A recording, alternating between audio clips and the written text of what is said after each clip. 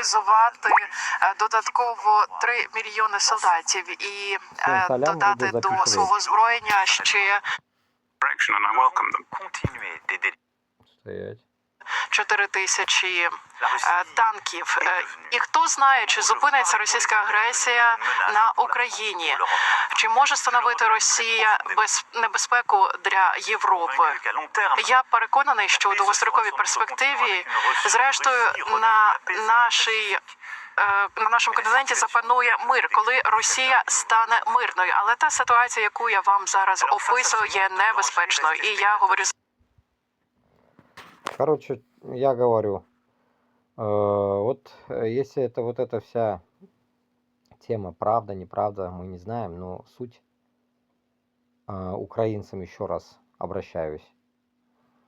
Да и вообще всем обращаюсь, хоть кому уже обращаюсь, чтобы связаться нам, получается, по этой теме, чтобы мы, регионы все, Башкортостан, Татарстан, Ичкерия, Дагестан, нашли, так скажем, общение с Европой каким-то образом. Сейчас нужно этот вопрос поднять, я не знаю. Я на стримах это постоянно своих говорю, на эфирах своих. Но мне нужна, само собой, эта аудитория, чтобы это как-то высказаться. Я не знаю, какая-то аудитория, куда это все это высказать, неизвестно. Поэтому, получается, я так понимаю, что в ТикТоке и в Ютубах и везде сидит контингент такой, как говорится, ничем не отличается от нас. Такой, так скажем, который вроде пытается что-то сделать, но ни хрена ничего не можем сделать.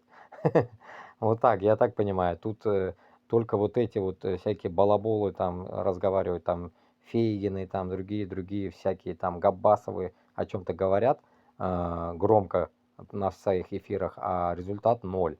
Поэтому хотелось бы найти тех людей, которые реально могут поднять вопрос о регионах, которые могли бы сейчас в данный момент помочь, получается, Украине.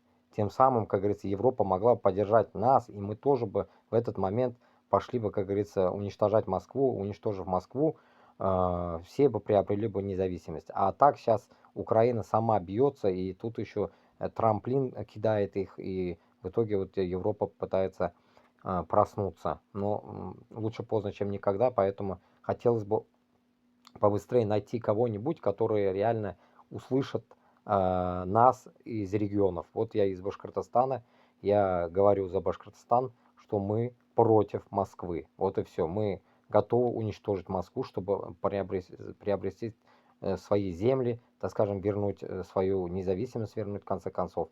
Мы все-таки 500 лет, грубо говоря, в рабстве Башкортостан с Татарстаном. Все, жду каких-то реальных ответов, реальных людей. Вдруг, если попадется это видео вам.